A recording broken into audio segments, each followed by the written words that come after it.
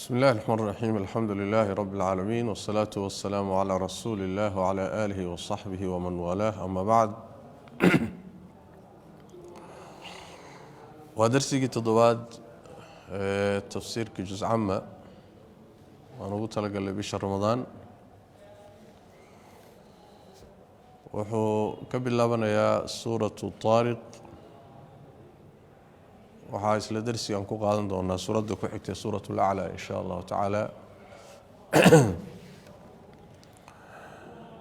suuratul tariq waxay la mid tahay suuradihii hore marxaladii Makka uu nabigu joogay sallallahu alayhi wasallam ee hore ayay soo degtay waxayna ka hadlaysaa mabdii ay suuradahaasi inta badan ka hadli jireen oo ah in Allah tabaaraka wa taala aadamahan markuu dhamaado kadib oo adduunka la gabagabeeyo kadib in dib loo soo celin doono nolosha dambe ee soo saarida mabdaas ayaa suurada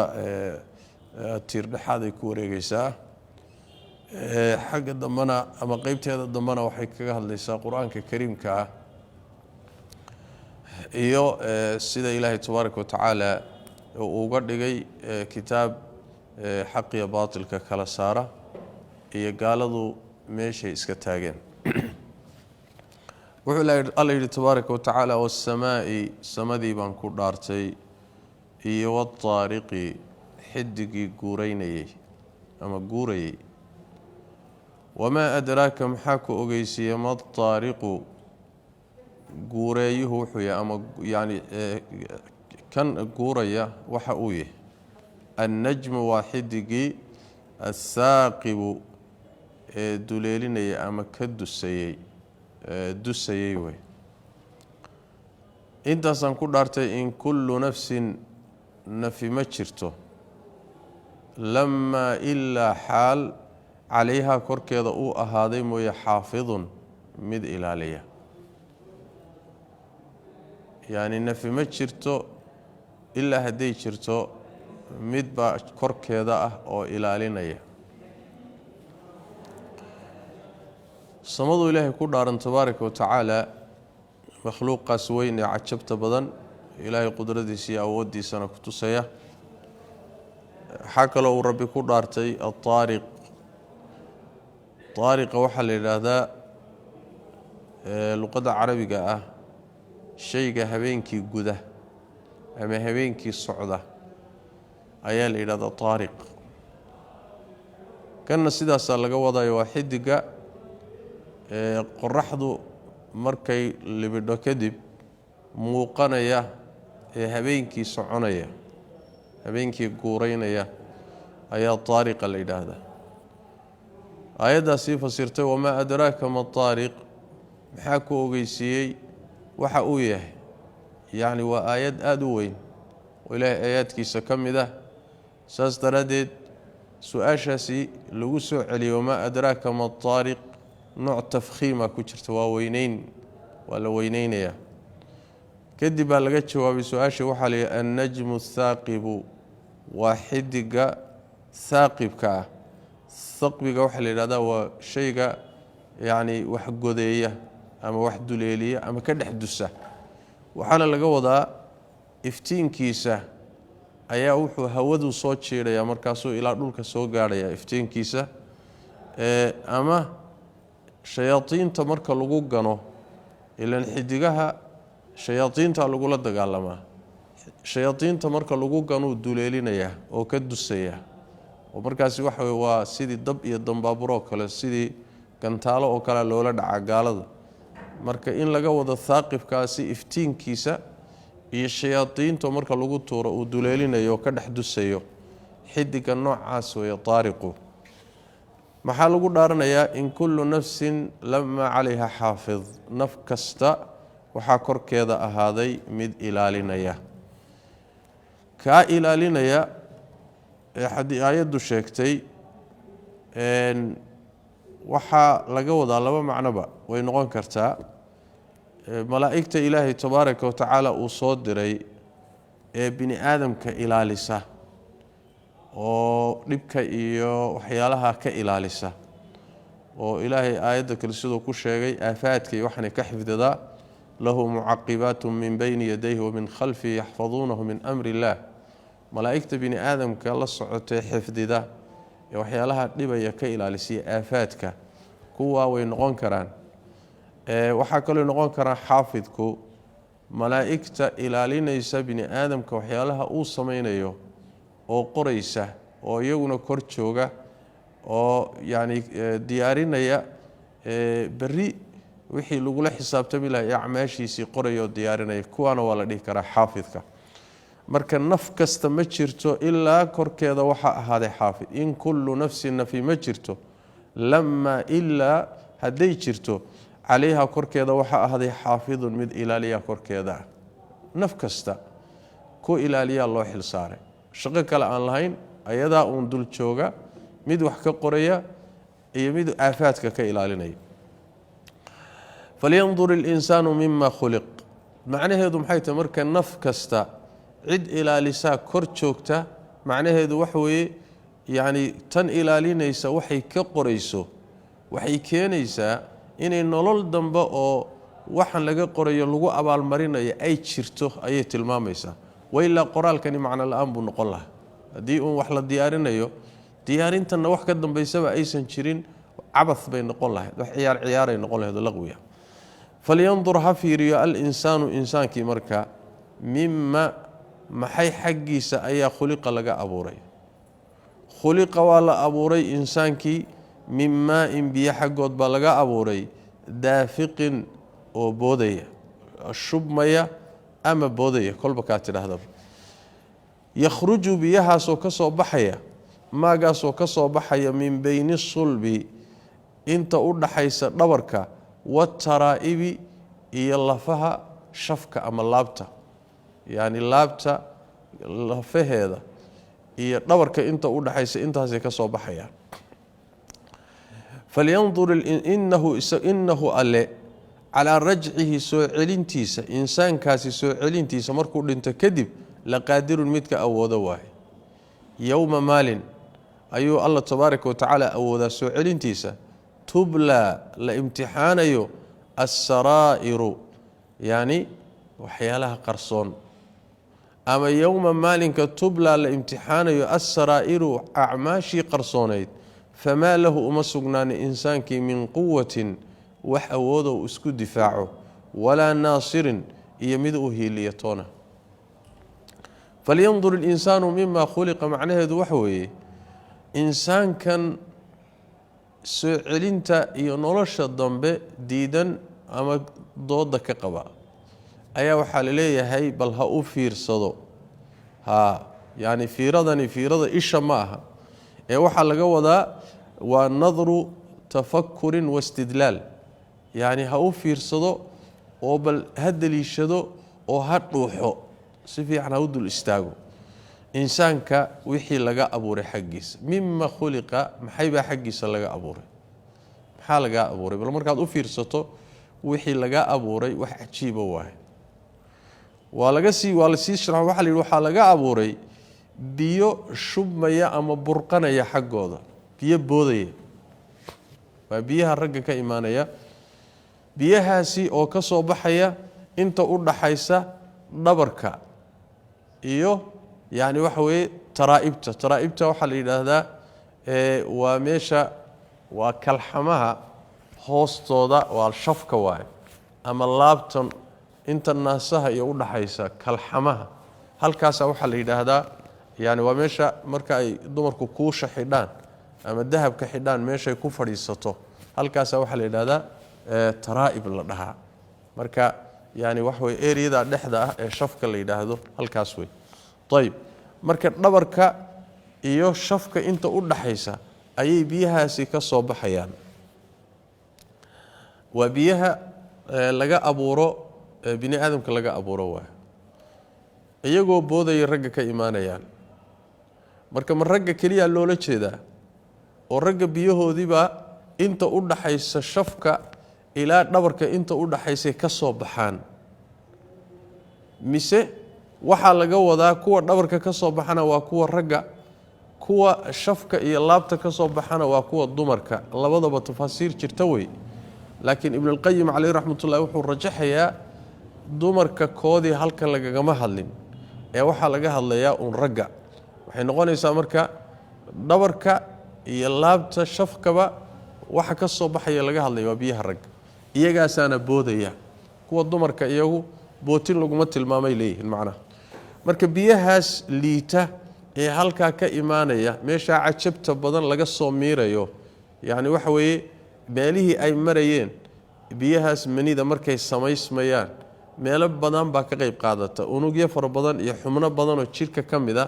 ayaa ka qayb qaata biyahaas inay samaysmaan ilaahay qudradiisa tabaaraka wa tacaala marka laakiin meelaha asaasiga oo ay ka imaanayaan ayaa la tilmaamay biyaha xun ee boodaya yaa laga abuuray bal haw fiirsado طيب biyaha hadii laga abuuray liitee saa u yaala kadibna laga dhigay insaankan taagan ee fikiraya ee aqliga leh ee shaqaysanaya awoodda leh oo halkaasi muxuu ahay xaalkiisu yahay soo celintiisa biyihii cidii ka abuurtay liidatay oo bini aadamka ka dhigtay inuu soo celiyo dib u soo celiyo maxay ku tahay waay laana sida la yaqaan asalka shayga bilowgiisa iyo soo celintiisa bilowgiisa adag yani bilowgu wuxuu u baahan yahay ikhtirac buu u baahan yahay waa marka la fiiriyo makhluuqaadka waay laakiin shaygii markuu baabao in sidiisii lagu soo celiyo way ka fududahay haddii alla uu sidaa halka ka abuuray inuu markuu dhinto kadib dib u soo celiyo halkiisii ku soo celiyo innahu calaa rajcihi laqaadir waa awooda alla tabaaraka wa tacaala insaanka inuu dib u soo celiyo dib u soo nooleeyo falyandur ha fiiriya marka aad bay marka quraanka ugu badan tahay in yani waxa way bilowgii aadamaha loo daliishado soo celintiisa oo la yiraahdo hadiiba lagu bilaabay soo celin maxay tahay soo celinta ka fudud sidaas way macnaha quraanka waa ku badan tahay falyandur ha fiiriya al-insaanku insaankii mimma maxay xaqiisa khuliqa laga abuuray khuliqa waxa laga abuuray mimma in biyo xaqo daafiqin oo boodaya ama biyo shubmaya yakhruju oo baxaya min bayni sulbi inta u dhaxaysa dhabarka iyo wataraa'ibi lafaha shafka ama lafaha laabta yani waxa weey kal xamal leeyada kuwan kore oo turquwa leeyada ama taraaqi baa leeyada waa kuwan kore hoostooda naasahana aan la gaadhin halkan lafaha ku jira waxa leeyada taraa'ib leeyada innahu alle على رجعه إنسان كسو علنتيسا كوركيدا لقادر وميدك أوضا واي طيب يوم مال تبلى لامتحان السرائر أعماشي سرائر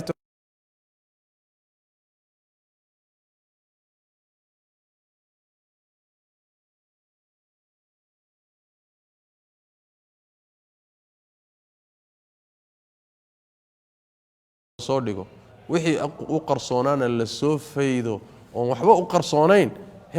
fama lahu min quwwatin marka awood male xaaladda haysata iyo waxa soo wajahay awoodu isaga difaaco male awood daati oo isagu isku difaaco male adiga haddaad awood weyday waxaad sugtay waa kaalmo wala naasirin mid u kaalmeeyana malaha marka waxa way gacanta taago isdhiib waay tabar ma jirto marka mid taa ana ma jirto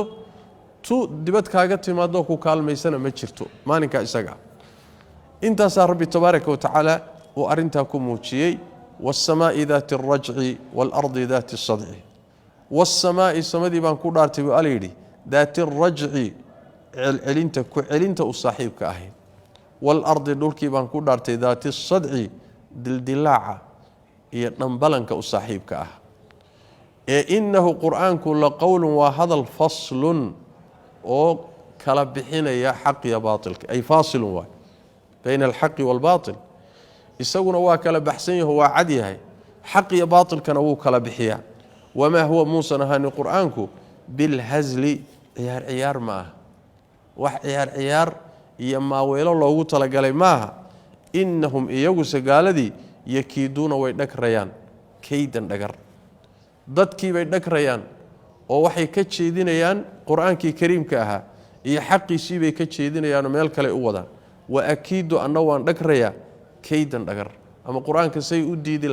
ula dagaalami lahaayeen ayay dhagar iyo khiyaano wadaan wa akiidu anna waan dhakribu alla yidhi kaydan dhagar طيب يعني waxa waa istidraajkii waa famahil ukadi mahil ukadi usug alkaafiriina gaalada amhilhum usug ruwaydan in yar imhaalan ruwaydan waa in yar iigu kaadi waa aad arki waxa ku dhacee iigu kaadi ha ku degdegin sidaas weeyaan wasamaa'i daati rajci rajciga waxa la yiraahdaa waa roobka samadu markay waxoogaa joogtaba roobkii bay soo celisaa way la soo noqotaa markay waqti joogtaba taqriiban hadana roob socdo waaka rajciga waa roobka soo noqonay ayaan ku dhaartay rabbi tabaaraka wa taala oo aad yaani noolaha oo dhan noloshoodu ku tiirsantahay samadii markay roobkii soo celiso ay keento xilliyada roobku yimaado iyo xilligii kale ilaahay uu qadaraba dhulkiiba hadana dildilaacaya markaas wuxuu ka soo baxayaa nabaadkii labada qodob ayaa nolosha bini aadam iyo noolaha dhanba ku salaysan tahay waa dhibic iimaanaysa iyo dhulkii oo ay ka soo baxayaan wixii lagu noolaan lahaa labadaas uu ilaahay ku dhaartay tabaaraka wa taala labada asalka u ah dhibicda kor ka iimaanaysa korkii ay ka iimaanaysa iyo dhulkii nabaadku ka soo baxayay ee dildilaacay labadaas uu rabbi ku dhaartay wuxuu yiri innahu laqawlun faslun quraanka way shayga ilaahay uu yaani ku dhaaranayo quraanku waa hadal kala bixinaya xaq iyo baatilka ciyaarna ma wax ciyaar iyo maaweelo iyo kaftan iyo macna la'aan u soo degay ma quraankani ilaahay wuxuu u keenay inuu kala saaro xaq iyo baatilka shirkiga iyo tawxiidka sunnada iyo bidcada macsiyada iyo taacada xumaanta iyo wanaaga yani inuu kala sooco oo dadka u kala iftiimiyo taas loo soo dejiyay innahu laqawlun faslun wana sida ilaahay u soo dejiyo wax kala cadeyn karo si saaniyo fiican wax u kala cadeyn karo waa quraanka way طيب ciyaarna ma aha sida isagoo uu ilaahay u soo dejiyay oo xaq iyo baadilka kala cadeynayo ayay gaaladu hadana waxay ka shaqeynayaan sidii ay uga hortagi lahaayeen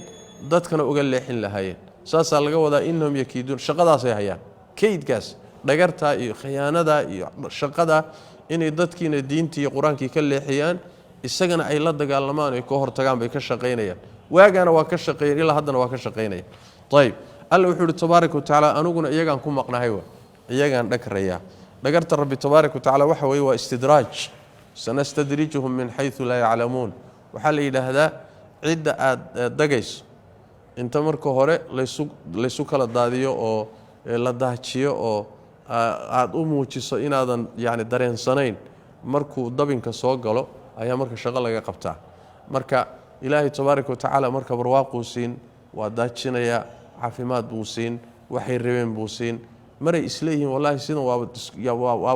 waa sidanaaba leedinku rabaa waa fiicantihiinba oo ismahadiyeen ayaa marka cuquubadu ku iimaanaysaa marka ilaahay tabaaraka wa taala wuxuu leeyahay marka cuquubadiisu waqti bay leedahay ilaahay tabaaraka wa taala xilmi iyo dulqaad waa dulqaad badan yahay shay walbana qorshe iyo waqti buu ugu tala galay saas daraadeed gaaladan wax dhagraysa maad hadda wax ka qabatid meeshii la dhihi lahaa u kaadi baa leeyahay waqti bay leedahay waqtigeeda markay dhamaato waad arki doontaa waxa ku dhacawa wasamaa'i samadii baan ku dhaartay daati rajci ku celinta u saaxiibkayd roobka ay ku celinayso ama roobka u saaxiibkayd iyo dhibicda wal ardi dhulkii baan ku dhaartay daati sadci dilaaca u saaxiibka markii nabaadku ka soo baxayo dildilaacaya si nabaadku uga soo baxo innahu quraanku la faslun la qawlun wa hadal faslun ay fasilun oo kala bixinaya xaq iyo baatilka kala soocaya wixii wanaagsan iyo wixii xun wama huwa quraanku muusan ahaanin bil hazli ciyaar ma ahaanin ciyaar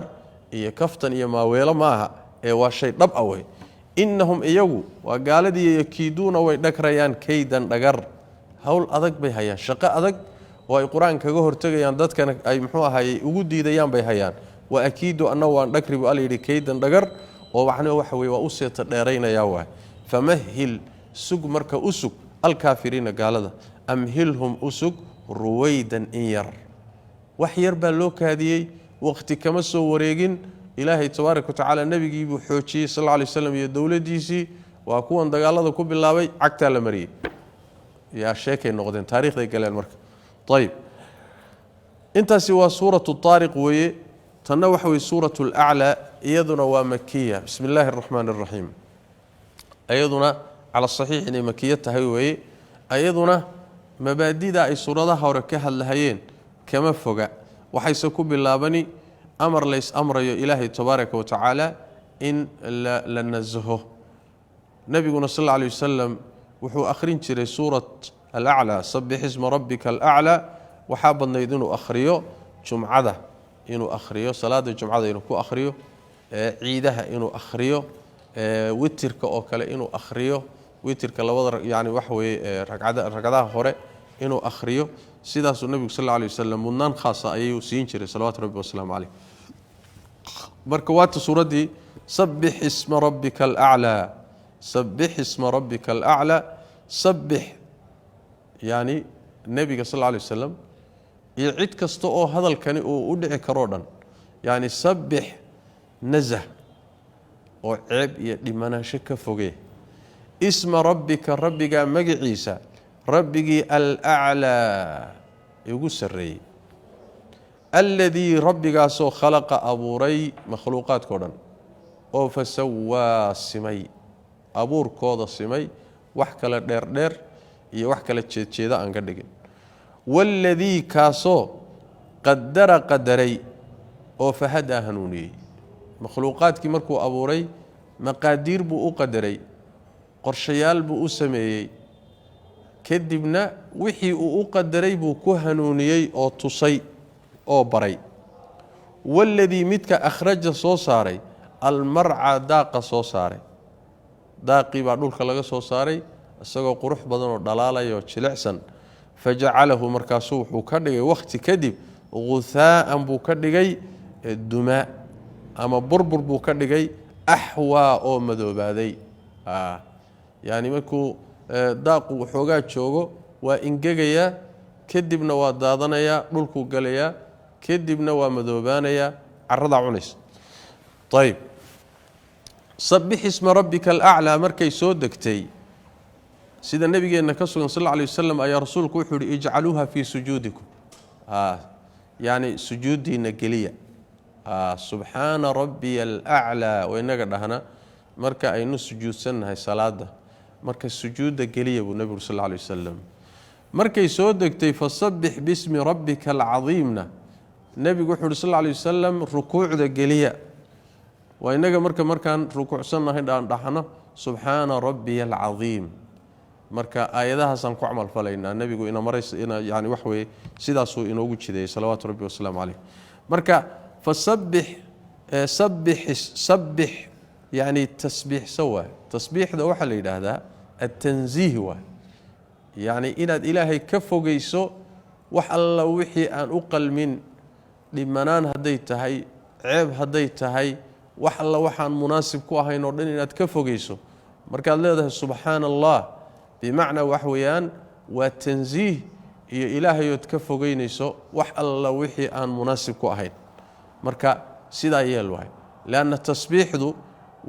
وحي لها إلهي تبارك وتأذكارت إلهي آدو تشعليهي أي كم تهي مركا ربك التسبيح سوي سبح باسم ربك اسم ربك داسي وحي علمد لي وحف يعني إلا قدره سبح نزه ناطقا حالة تهميد كوهالليا اسم ربك مغعيسا ادو كو هادلay ادو ربك مغعيسا حسيا الله النزه الاعلى اللي ugu sareeyay sareynta rabbi tabaaraka wa taala daata ahaan ugu sareeya oo sida quraanku meelo badan ku sharxay nabiguna ahadiisiisa ku faahfaahiyay الله تبارك وتعالى ذاتيديسو عرشيga ka sareysa طيب meel walba ma joogo meel walba jooga waa khuraafo waay waxba kama jiro sida quraanku inoo sheegay Allah adoomadiisa waa ka baxsan waa ka sareeya laakiin meeshaas uu kala socdaayo ka maamulaya marka al-a'la makhluuqiisa uu ka sareeya waxa kale oo sareyntaasi soo galaysa yaani waxa way xagga awooda wa ulu qahrin wa ghalaba adoomadiisa waa ka gacan sareeya oo macnaha wax weeyaan sidoo doonuu ka yeelaa الأعلى وحسوق لي علو القدري إلهي الشرف كيسونا واسرية انت واسوق لي الله هاسي سرين تبضن أيا مركا هدنا لسيسي فيو adoomada ilaahay wuxuu isku barayaa afcaashiisa waa allah abuuray yoo abuuray lama sheegin cid gooniya lama sheegin si ay caam u noqoto khalaqa wuu abuuray makhluuqaadkii oo dhan waay ha abuuree makhluuqaadka markuu abuuray khalqi abuurkooda wuu simay sida aayad kale ilaahay ku yiri alladhi ahsana kull shay'in khalqahu wax kasto ilaahay uu abuuray abuuristiisa wuu simay khalaqa wuu abuuray fasawwa wuu simay yani wax kala dheer oo ishardinaya oo kala jeedjeeda muusan ka dhigin wax kasto uu abuuray sidii ugu talagalay iyo wuxuu u abuuray baa loo diyaariyo ilaahay tabaaraka wa tacaala uu abuuro u simay way macna kadibna walladhi qaddara fahada waxa kamida ilaahay sifaadkiisa waxa kamida sifaatul afcaalkiisa yani taasna wuu leeyahay isaga abuuray adoomadana simay tanna isaga iska laho wuu qadaray kadibna wuu ku hanuuniyay waxa laga wadaa yani adoomada mid walba marka la abuuray adduunkan waxba loogu talagalay waxa loogu talagalay ee uu sameeynayo waa loo qorsheeyay waa loo qoray waa wax yani wax way qoondaysan markuu qoondeeyay kadibna Allah tabaaraka wa tacaala adoomadii waxa loo qoondeeyay wuxuu baray oo ku hanuuniyay si ay masaalixdooda adduunyo u gaari lahaayeen adiga bal u fiirso makhluuq kasta haduu shimbir yahay haduu yahay muxuu ahay xayawaanka dhulka ku socda haduu cayayaan yahay haduu bini aadan yahay haduu jin yahay haduu insi yahay xayawaan kasta qaabku u noolaan lahaa qaabku u tarmi lahaa qaabku isu difaaci lahaa meeshuu ku hoyan lahaa yani waxa weeye kulli waa lagu hanuuniyay waa lagu hanuuniyay yani waxa weeye yani Allah tabaaraka wa tacaala wuxuu isugu daray in wuxuu sameyn lahaa iyo suu u noolaan lahaa iyo qorshihiisiina la qadaro isla markaana la baro isla markaana la baro kulligood sidaas weeyaan طيب wax la yaab la waay ilmaha yarka marka aragto ilmaha yarka markuu saa u soo dhaco hooyadii ka soo dhaco yani wax baray garan meys marka waxaad arkaysaa asagoo carabka nuugaya marka wuxuu raadinayaa naaskii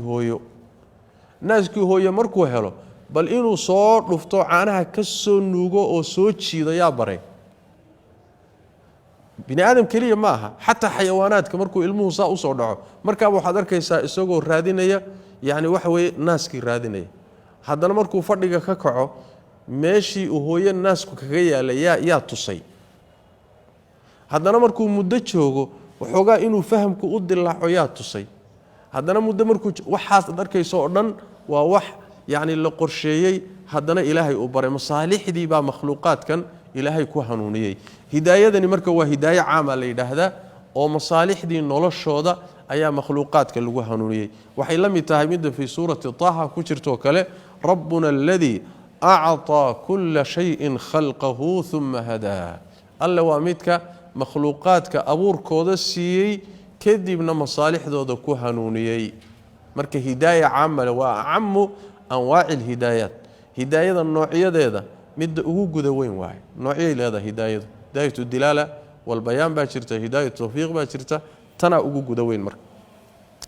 Allah tabaaraka wa tacaala waa midka soo saara daaqa iyo dalaga waxyaalaha dhulka ka soo baxayu soo saara markuu soo saara kadibna daaqi markuu waxoogaa joogo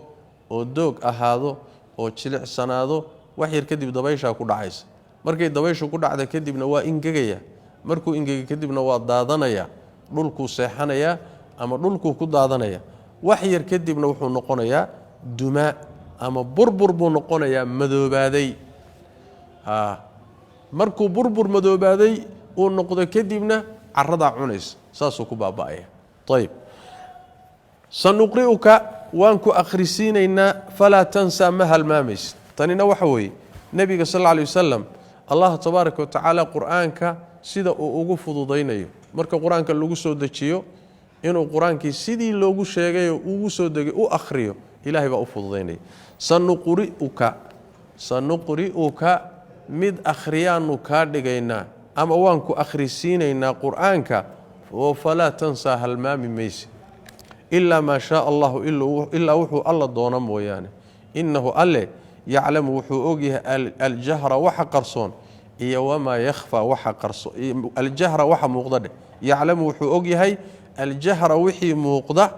إيا وما يخفى وحي قرصون بو أكسوي ونيسرك وانو كفضيننا نبي محمد لليسرى مدي أغفض أيانو كوفضيننا فذكر واني إن نفعت الذكرى تاسنا waxay tilmaamaysaa nabiga sallallahu alayhi wasallam yaani quraanka akhriskiisa waa loo fududeynaya sida suurad kale meel kale ilaahay subhanahu wa ta'ala ku cadeeyay waa loo cadeynaya yaani jibriil baa marinaya uu ka daba marinaya waxba ka lumi maayaan waa la akhrisiinaya mana halmaamayo rasuulku sallallahu alayhi wasallam fala tansa laana aadama waxa la yaqaana wixii uu bartay inuu halmaamo maya laakiin waxa laga yaabaa nabiga sallallahu alayhi wasallam quraanka inta lagu soo dejiyo qaar kamida hadana qarbigiisa in laga tiro waa wixii marka la doonayo in la bedelo ilaan quraan soo degay baa jira kadibna la bedelay oo meesha laga saaray ku kale lagu soo bedelay kaas marka waa midda ilaahay uu suuratul baqara ku leeyahay ma nansakh min ayatin aw nunsiha na'ti bi khayrin minha wixii aayad ah ee aanu bedelo ama aan ku halmaansiino oo qalbigaaga aan ka saarno mid ka khayr badan baan ku soo bedelaynaa ama mid lamida marka wax way illa ma sha Allah waxay tilmaamaysaa waa quraanka akhriskiisa la nasakhayo ama nabiga qalbigiisa laga saarayo ee la bedelayo way Allah tabaaraka wa ta'ala wixii muuqdana uu og yahay wixii qarsoonna uu og yahay waxba kama maqna waxbana kama hoos bixi kara Allah cilmigiisa tabaaraka wa ta'ala sanuqri'uka wa anku akhrisiinayna ama mid akhriyaanu ka yeelayna quraanka oo fala tansa halmaami maysid waxba ka hoos bixi maayaan waa lagu ururinaya macna in alayna jam'ahu wa qur'anahu طيب إلا ما شاء الله إلا وحي الله دونا مويانا ويسقو كهالمانسية مويانا إنه ألا يعلم وحي أوجه الجهر وحي لموجستو وحكستو لموجستو الضومضو أي موجستان وأوجه وما كين وأوجه يخفى قرصون هذا وحي الضومضو قرصدان أما إيجا كود قرصون أما قار كميد أي كلا قرصدان إلهي وأقسم وحبا كما قرصونا ونيسرك وانو كفضيننا وحال قوضا يعني السقي بالله فضودين يايو تي فضيت كبنيد بالله فضودين يا وحال قوضا خيرك يا طاعة يا طريقة الشنطة يا توحيدك يا وناقة أيانو كوجو فضودين النوا السقي الروح لفتي سيب الله فضودين يا يعني عليسكي بالله جسارية محل جو فضودين يا وحال جو فضودين يا تي يضرب فضودين با وحال قوضا تا يضرب فضود طريقة فضود واحد طريقة فضود وطريقة طاعة يعني وحوي توحيدك هي طاعة إلهي ولا عابده خيرك ولا قشقيه وطريقة فضود واحد أما طريقة معاصدة هي ذنوبته هي الشركة هي حمانته وعلوستها للعسرة أيضا وعلوستها وحين جالسين يسار روح النار تي وح علوسنا وجالسين يسار تن خير كنا وفضود هاي وناق يفضيد يتشنى ينحرسنا ويجارسينيس طيب مركا waa dariiqadii fudaydka badnayd waa fadakir waani marka in fa'ad haday anfacayso adhikra waanadu haday anfacayso dadka waani sayadhakaru waxa waana qaadanaya man yakhsha cidi baqaysa cid ilaahay ka baqaysa ayaa waanada wax ku qaadan wayatajannabuha waanada waxa ka fogaanaya al ashqa ki ugu nasiib daraa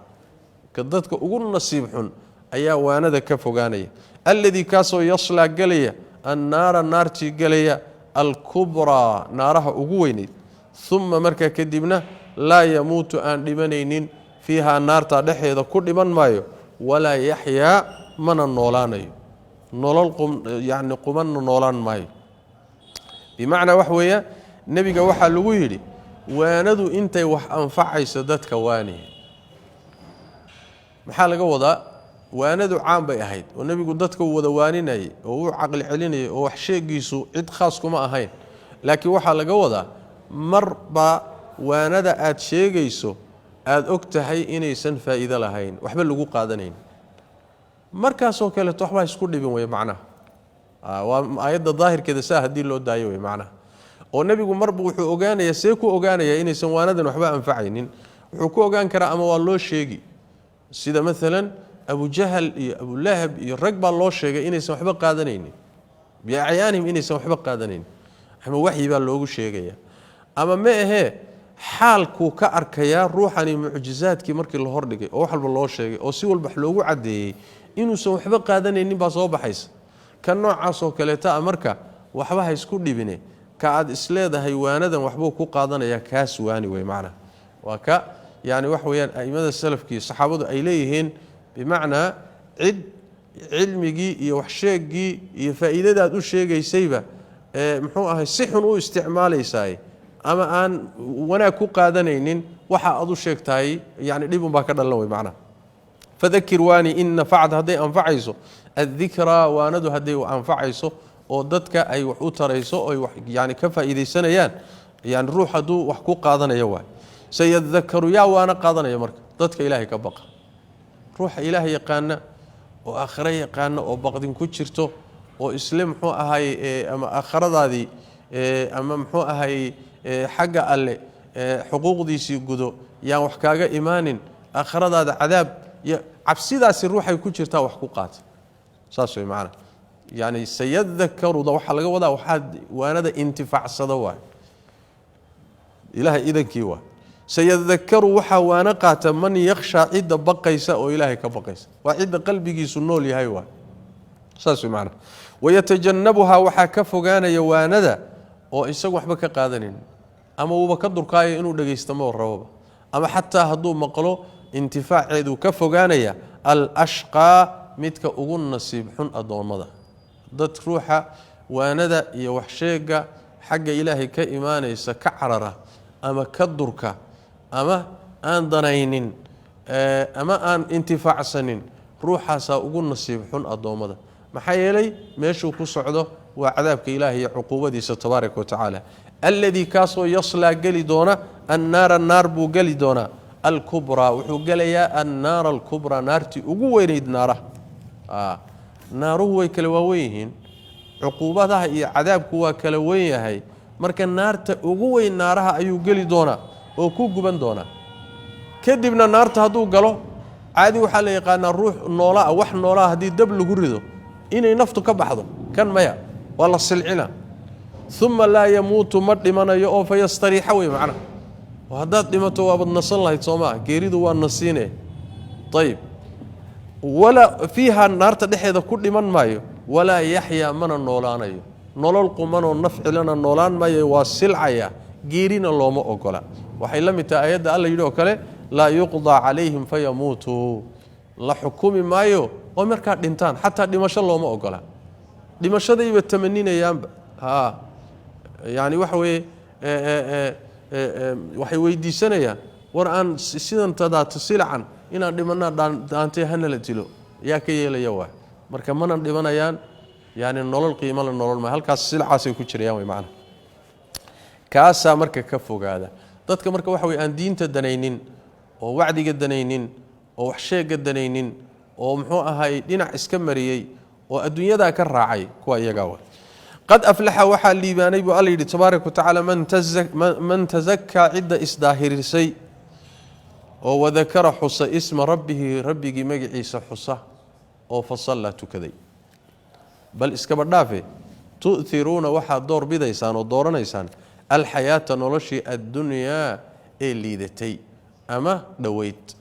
noloshan dhoweeda hadda ku jirtaan tana door bidaysaan oo ta dambe iyo diintiina ka door bidaysaan والحال بتسايليسان الآخرة مدة دنبنا خير أي تامد كخير بدن مدن هوري وأبقى كتشوجد بدن إن هذا كني ليدين كسر شيكي لفي الصحف وراقيه لحدود كسجية الأولى إيه الرئيسي صحف إبراهيم وراقيه سي وموسى يا موسى وراقيه أي كسجية قد أفلح من تزكى وحوي روح الليبانتي سوحي كحرنتا إنه إصداهريو إصداهرين ده محل جودا إنه الشرك إسك ظاهريو توحيد كي إيمان كإسك ظاهريو إنه معصية الذنوب تإسك ظاهريو أو طاعة إسك ظاهريو إنه ذنوب تإسك ظاهريو توبة إسك ظاهريو إنه أخلاق ده حن إسك ظاهريو إسك نقو أو أخلاق ده وناكسن إسك ظاهريو روح إصداهريو بالليباني سورة الشمس ما نقول تجدونا الله تبارك وتعالى طبعا دارود انتو دارتي أي وحوله قد أفلح من زكاها وقد خاب من دساها ليبان تبني آدم وحي كتشرتا نفتي سينو ظاهريه وحمانتك الظاهريه شقاء ذاك بين أوبها أنت هايو تزكى بالليه وشقاء ذاك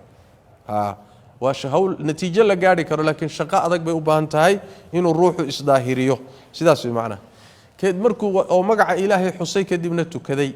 صلاة داسي حسك إلهي إيه صلاة داسي وحا لقوضا صلاة داها الشنطة إيا لقوضا ومعنى الإمام ابن جرير يغير كسيدة دورانيان بمعنى وحوي شنطة صلاة توسيي أو هقاتشي ومعنى مقع الربي جدا حسي ومقع الله تبارك وتعالى حسي بل إسكبرنا في ماشي للربي إن هذا إلهي طاعديس iyo tawxiidka iyo khayrka iyo cibaadada iyo salaada iyo daacada aad isku daahirisaan oo aakhiradiina dhankaas aad mudnaanta siisaan meeshii halka la idinka sugahay adduunyaa door bideen oo aad ka hormariseen aakhiradiina labadoodana laba la isku doorsado ma aha aakhiro way ka fiican tahay adduunka waxa aakhiro yaala iyo waxa adduunka yaala marka la iska rab dhigo wax isu dhigmiyo wax isu dhowtoona ma aha waa mid labaade joogidda dhankeeda shayga qiimihiisa iyo siduu u yaalana kan aakhira ka fiican cuntada aakhiro iyo midda adduunyadu kala fiican cabitaanka aakhiro iyo tan adduunyadu kala fiican guryaha aakhiro iyo tan adduunyadu kala fiican shahwada aakhiro lagu gudanayo iyo tan adduunku kala fiican khayrun waaye taasa ka fiican dhanka kalena waa abqa ka joogid badano tan adduunyadu way dhamaanaysaa تا آخرنا ودائم وحلا يسودي مرك عقلي جاء هذه هذا عاقل تاعي وضوح قرنيسو يعني وحويان شيء تجيا يا شيء تشوجا يا كتشوجا يلا دورتا لا بس شيء أكل في عنك في عن بالا دورتا وهذه عقلي جاء في يويه هذه الشيء دان كقاتيو ده مع عقلي جاء بسكيري هاي ماشي دوا كدي بنا وحلا شيء الرنكاسي اللي صو شيء وحكويا لا صحفتي وراقه نبي موسى يا نبي إبراهيم كيوي ككويال سيدا أي ابن جرير ابن كثير علماء بدني أيليهن أو تفسير كأ وحيليهن يعني إن هذا إشارة داسية تلمان تاسي وحيكون عيسى مركا لقصه بالله قد أفلح من تزكى هل كان لقصه بالله إلى لقصه قال والآخرة خير وأبقى إن تاسي وحيكويالين وراقه النبي موسى يا نبي إبراهيم لجسوا الدشيب كيالين مقصود كي معناها كيالي بولي ابن جرير عليه رحمة الله بمعنى وحوي هذا الكمرتداس هذا الكقيمة هاله سيدا ويالاي قرآن كان واكن وكاني صحفتي نبي موسى لجسوا الدشيب النبي إبراهيم يجنا سياسو كلو ويالي معنا سيدا سويا يعني وحي كتوس سيسا إنه هذا الآد يآد قيمة بدنه كتبتي هرنا كيمد كتاب القرآن كان وكانوا معنا علماء قالنا وحي إليه إن هذا سورة الرنبا يقول نقنس وسورة الرنبا أي معنى هذه مضمون كذو حكوية لي صحف موسى وإبراهيم قد أفلح وحلي من حقيقة من تزكى عدي إصداهر سي ومحوها إسنادي في سي وحمانت إسكا ظاهر سي وناقنا إسكو ظاهريي وذكر حصي أم حصوصتي اسم ربي مقعيس وفصلى كذي علماء قاربا وحي إليهن ذكر اسم ربه فصلى وتكبيرتي صلاة عيدة هي فصلى صلاة عيدة كفسرين تاهرم بيسوقل بل اسكبرنا في تؤثرون واحد دورنا إنسان أما هر مرين إنسان الحياة الدنيا نولشن الدنيا ذات مدة آخر كهر مرين إنسان وأتكد دورنا إنسان وكدور بدا إنسان والحال الآخرة مدة دنبنا خير أي تهميد كخير بدن مدة هره وأبقى كتشو جد بدن خير أنت ويكفي عن تهواه واحد يصدق مما وأبقى نوا شريتانك بدينا ويضمان إنسان بدينا ولقيت بشريسان إن هذا كني وهذا كان لصور شيء لفي الصحف وراقه بكتش جيه الأولى الرئيسي صحف إبراهيم وموسى موسى إبراهيم صحف تودي وراقه ذي بكتش جيه أرن كلا صوت الماميو وأرن النبي يدو كلا دحلين كتبتنا كيمد إلهي سود تبارك وتعالى هذا بالله التوفيق وصلى الله وسلم وبارك على نبينا محمد وعلى آله وصحبه وسلم. daawadayaal waxaad la socoteen darsigii tafsiirka ahaa ee uu soo jeedinayay sheekheena Sheekh Maxamed Cabdi Umal waxaana si toos ah kala socoteen masjidka Abu Bakr Siddiq ee magaalada Nairobi wuxuuna ahaa darsigii 7 sidaad nooga barateenba mar walba oo uu darsiga uu dhammaado waxaan ku xijinaa wixii su-aalo ah ee aad noo soo gudbiseen ee aan weydiino sheekhana sheekh maxamed cabdi umal xafidahullah. sheekh su-aashan waxay leedahay waxaan joogaa wadamada qurbaha ah, waxaa marka la rabo in guryaha la kireeyo waxaa lagu kireeyaa roogii yaalay. waxaa laga yaabaa ciddii kaaga horreysay guriga ee degganayd inay haysatay eeyo, markaan rabo inaan soo dego miyaan iska dhaqaa mise sidiisaan ku degaa? بسم الله الرحمن الرحيم الحمد لله رب العالمين والصلاة والسلام على رسول الله وعلى آله وصحبه ومن والاه أما بعد. su-aasha jawaabteedu waxa weeye wixii aadan nijaaso adiga ku ogeyn asalkiisu waa inuu daahir yahay. shareecadeenna taysiirkeeday ka mid tahay, fududaynta diinteennaay ka mid tahay. nijaaso waa waxaad aragtay ama lagu sheegay inuu nijaaso yahay oo la hubsaday weeye. wixii aan la ogeyn nijaasa ama daahira aan la ogeyn asalkiisu waa inuu daahir yahay waay. sidaas daraaddeed daahirnimaa loola tacaamulayaa. dhulka iyo guryahaas iyo meelaha gaaladu marayaan meel markaa nijaas loogu talagalo musqul iyo axsaasoo kale a mooye, laakiin dhulkaa kale waa iska waxaa laga soo qaadaya inuu daahir yahay. dhulkaasi waa daahir, gurigaasina wixii nijaaso aad ku aragtaan mooye sidiisa kale daahirnimaa loola dhaqmaya. wallahu aclam. jazaaka allahu khayran. sheekh saa'ilkan kale wuxuu leeyahay xaaskayga ayaa gaari waxay ka soo iibsatay combany, waxaynu ku yidhaahdeen haddii aad deyn ku qaadanayso waa $25,000 oo dollar, haddii uu deyn uu yahayna waa $30,000. waxaynu ku soo qaadatay deyntii ahayd $30,000 oo dollar, bil kastana waxay bixisaa $500 oo dollar. marka sheekh arrintaa sax miya? waa in shardigu waa in lacagtaasi tartiibta loo bixinayo, installmentiga lagu bixinayo waa inaysan gadaal ka siyaadin, waa inaysan la soconin shardi dhahaya haddii aad bixin weydo, haddaad la daahdo waxbaa kordhaya. haddaan shardigaasi la soconin wax dhiba ma laha, leanno waxaa la yidhaahdaa beycul ajal baa la yidhaahdaa. markii in yarin yar loo bixinayana beycu taqsiid buu noqonayaa. shayga in la yidhaahdo haddaad kaash igu siinayso lacag caddaana hadda idi wada siinaysana waa intaa, waa $1,000 maalan. haddii aad deyn igaga qaadanaysana waa $1,500 oo labadii beec mid ka mida lagu heshiiyo wax lagu kala qaato, wax dhib ma laha. keliya waxaa laga ilaalin inayna meeshaa ku jirin gadaal waxbaa ka siyaadaya ama shardi ah waxbaa ku siyaadi karaya, markaa ribuu noqonayaa. wallahu aclam. jazaaka allahu khayran. saa'ilkan kale wuxuu leeyahay sheekh ilaahay ha ku barakeeyo, waxaan u shaqeeyaa combany, lacag ayuuna shaqaalaha ka jira. lacagtaa waxaa loogu talagalay in la siiyo marka uu ruuxu shaqada uu ka fariisto, inta ka horeysana iyaga ayaa lacagtaa ku shaqaysto. marka lacagta noocaas ah miyaan ka qaadan karaa hadhow? lacagtaas adaa iskale, waa xaqaagii oo lagaa goynayay andimada iyo dowladaha ku laasimiya shaqaalaha kambaniyada ay u shaqeeyaan, ama haddii xataa dowladda aad u shaqayso. marka waa lacag adiga lagu dhigayay, tii adiga lagaa goynayay iyo tu kambaniga laftiisa lagu laasiminayo inuu ku daro oo shaqaalaha mustaqbalka loogu talagalo markuu shaqo gab noqdo in la siiyo weeyaan. marka waa xaq aad leedahay weeye, waad qaadan kartaa adigaana iskale. wallahu aclam. jazaaka allahu khayran. saa'ilkan kale wuxuu leeyahay sheekh nin baan salaad ku xirtay, salaaddii ayuu aad u boobsiiyey ilaa aan gaari waayey, kadib waan ka furtay oo gooni baan u tukaday. salaadaydii baan aayar u tukaday, marka sheekh masaxba arrinta aan sameeyey? haddii imaamku uu salaada degdejinayo oo uusan arkaanteedii iyo xasiloonidii loo baahnaa in arkaanta lagu xasilo uusan ku xasilaynin oo salaaddii uu degdeg ziyaado a gelinayo, markaasi wax weeyaan la raaci maayo, waa laga goosanaya.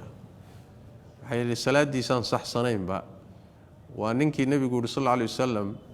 salaada ku noqo, waxaad tukatay waxba kama jiree, meeshaasay wax ka hadlaysnaaya. xasilkii rukuucda iyo sujuudda lagu xasilayay ayuusan samaynayn, marka ruuxa salaaddiisu way buri. ruuxa marka sidaasoo kale ah salaad in lagu xidho maba ahaba, haddaad ku xidhatana waad ka goosan. hadduuse laakiin salaaddii wuu saxayaa laakiin adigii baan gaari karin ama waad carab culus tahay ama muxuu ahay waad culus tahay oo muxuu ahay yani afcaashi baa kugu culus waad gaari kari weyday marka haddaad isaga goosato wax dhiba ma leh laanna ruux hadduu ku dhibaatoodo imaamkiisa waa ka goosan karaa waxaa ku tusaya nabigeena sal alla lay wasalam nin baa usoo dacwooday nin baa Mucaad ibnu Jabal buu ku daba xidhay salaad dan buu lahaa markaa hawl baa ka fakanaysay Mucaad baa salaadii dheereeyey kadibna markii salaadii ku dheeraatay intuu ka goostay oo salaadiisii dhamaystay ayuu danihiisii aaday Mucaad baa loo sheegay arintii markaasuu yidhi waa munaafiq markaasaa isagii la gaarsiiyey waxa Mucaad wuxuu ku yidhi munaafiq baad intuu salaada nagu dheereeyo haddana munaafiqna leeyahay nabigu uu dacway sallallahu alayhi wasallam nabigu ku dacweeyay Mucaad waxa lagu yidhi Mucaadow dadka ha ka fitnaynin diinta afatanun anta baa lagu yidhi dadka ha fitnaynin dadka markaad tujinayso yani waxa weeye salaada duruuftooda qiime macnaha hadal macnihiisu sidaa yahay ayuu nabigu ku yidhi sallallahu alayhi wasallam ninka marka salaada ka goostay dantu ka fagenaysay muxuu ahaay salaadii imaamkiisa ka goostay nabigu ma eedayno sallallahu alayhi wasallam marka haddaad imaamkii ku rafaado oo la socon kari weydo waad isaga goosan kartaa dhibna ma leh wallahu a'lam jazaaka allahu khayran saailkan kale wuxuu leeyahay sheekh masaajidda oo kaliya miyaa loogu talagalay in jumcada lagu oogo banaanadaas ma lagu oogi karaa culimada fuqahadu labay u qaybsaneen masalada markay qolo waxay leeyihiin salaatul jumu'a aslan la tasih illa fi masjid meelan masjid ahayn salaad jumca kuma asaxdo qolyo kaleeto oo shaaficiyadu kamid waxay leeyihiin ma ahe banaan waa lagu tukan karaa laakiin waa in meel la isugu imaanaya ay tahay oo dadkii u wada furan waxay wada diidayaan kulligood guryaha la degan yahay in guryaha halkaasi yani wax way qoys walba uu jumcada goonidiisa u tukado taas lama ogola iyada laakiin haddii dadku meel bannaan isugu yimaadaan ama mawlac ay samaystaan isugu yimaadaan ama masjid lagu tukanayo markaas oo kale dhib ma laha wallahu a'lam jazaaka allahu khayran khayr aljazaa saailkan kale wuxuu leeyahay sheekhana gacanta bidixda ah miyaan ku tasbiixsan karaa nabigu sallallahu alayhi wasallam xadiidka Abu Daawud iyo ay warinayaan qeyrkii dumarka markuu la hadlay wuxuu ku yiri waxaad ku tasbiixsataan gacanta midigta gacanta midigta faraheeda ku tasbiixsada fa innahunna mustantaqat mas'uulaat oo kama qaal sallallahu alayhi wasallam iyaga laga hadlin doona maalinta qiyaamada marka nabigu midigta ku tasbiixsada buu yiri bidixda muusan dhihin wallahu a'lam su-aasha u dambaysa waxay leedahay sheekh anoo sooman ayaan dhakhtar u tegey waxaa la iga baahday oo la iga maarmi waayey in shahwada la iga qaado oo la baaro marka gacantii baan isaga keenay soonkayga sidaa ma iiga jabay sida culimadu u badan yihiin jamaahiirtoodu ay qabaan haddii uu ruuxu biyaha isaga keeno gacanta soonkiisu waa jabayaa yadacu طacaamahu wa shahwatahu min ajli xadiidkaasay u deliishanayaan qaarkood inuu soonku jabayo saas daraaddeed inaad soo qallayso ayaa laga maarmaana maalinkaad jabay wallahu aclam daawadayaal su-aalihii iyo tafsiirkii ka horreeyay maanta waa inaga intaan dib u kulmi doono insha allahu tacala waxaan idinkaga tegaynaa sida iyo nabadgelyo wassalaamu calaykum waraxmat ullaahi wabarakaatuh